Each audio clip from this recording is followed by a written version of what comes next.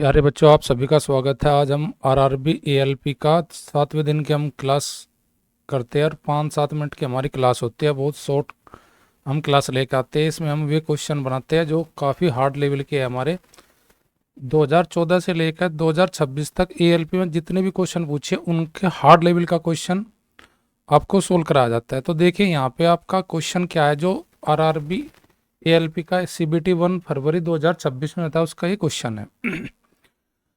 19 centimetre ऊंचाई वाले एक लंबवर्तीय शंकु के आकार के फ्लेक्स में पानी भरा है। यानी कि हमारा शंकु है, उसमें पानी भरा हुआ है जिसकी ऊंचाई है शंकु की 19 सेंटीमीटर। इस पानी को एक लंबवर्तीय बेलनाकार फ्लेक्स में डाला जाता है जिसकी त्रिज्या वर्तीय शंकु के आधार की त्रिज्या की 1/3 है।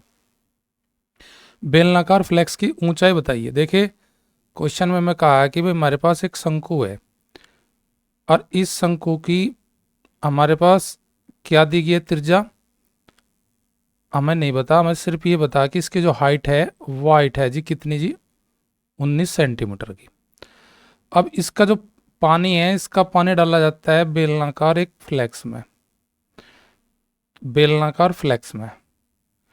अब ये कह रहा है जो बेलनाकार फ्लेक्स है उसकी त्रिज्या जो है वो शंकु के आधार की त्रिज्या की कितनी है जी, 1/3। यानी कि अगर इसकी त्रिज्या आर है तो इसकी त्रिज्या हो जाएगी जी हमारी कितनी जी, r/3।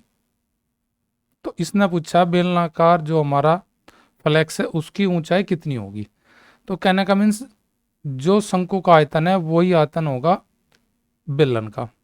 तो शंकु का आयतन हमारा क्या होता है, शंकु का आयतन होता है जी 1/3 पाई r स्क्वायर और जी h मेरा कितना दिया है शंकु का जी 19, और बराबर बेलन का आयतन होता है हमारा क्या, पाई r मेरी कितनी है जी 1/3 स्क्वायर और गुना h मुझे निकालनी है इसकी, किसकी जी, बेलनाकार फ्लेक्स की।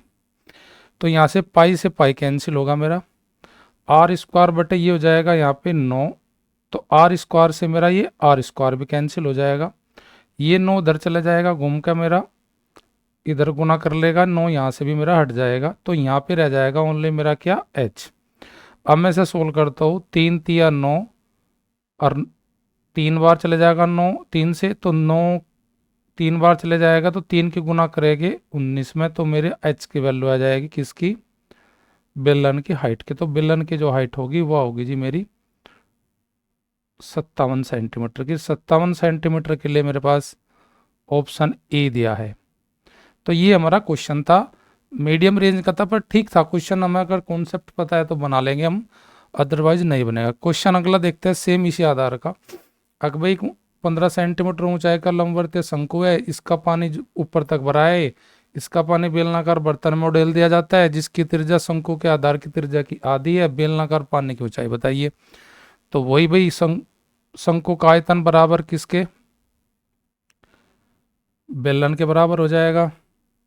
यहाँ पे h कितनी दी गई है शंकु की, 15 दी गई है मुझे, और बेलन का आयतन होता है पाई। यहाँ पे r कितना दिया है जी, शंकु की त्रिज्या की आधार की आधी है, यानी कि r/2 हो जाएगी बेलन की r। और h मुझे निकालना है किसकी, बेलन की ऊंचाई बर्तन की, बेलनाकार की।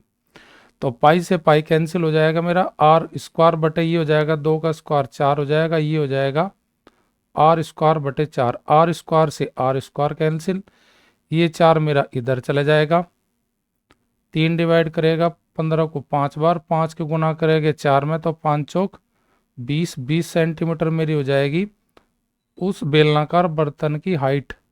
तो 20 के लिए मेरे पास ऑप्शन है जी ऑप्शन बी।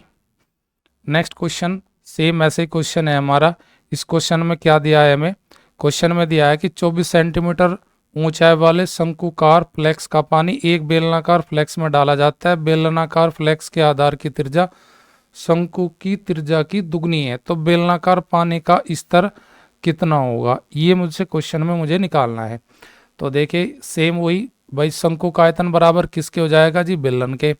तो शंकु का आयतन कितना होता है जी, फॉर्मूला 1/3 पाई r स्क्वायर, और h मुझे दी है शंकु कितनी जी, 24 सेंटीमीटर। और बेलन का आयतन होता है पाई।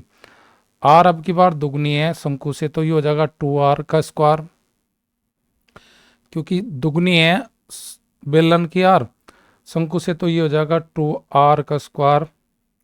और h मुझे फाइंड करनी है, गुना h। तो यहाँ पाई से पाई कैंसिल हो जाएगा, ये 2r का हो जाएगा 4r स्क्वायर, और r स्क्वायर से r स्क्वायर कैंसिल। 4 से डिवाइड करेंगे 24 को, तो यानी कि 24/4 बराबर h का मान। तो 24 को डिवाइड करेंगे 4 से, 4 6 24, 6 सेंटीमीटर के लिए मेरे पास ऑप्शन कौन सी है जी? ऑप्शन सी है मेरे पास। तो ये question just simple formula based question है। अगर आपको फॉर्मूला पता है तो जल्दी जल्दी आप बना ले जाओगे, और कोई ज़्यादा डिफिकल्ट क्वेश्चन नहीं है, बस थोड़ा सा प्रैक्टिस की ज़रूरत है। अगर आप प्रैक्टिस आपकी अच्छी है तो उन क्वेश्चन को जल्दी जल्दी आप बनाते चले जाएंगे।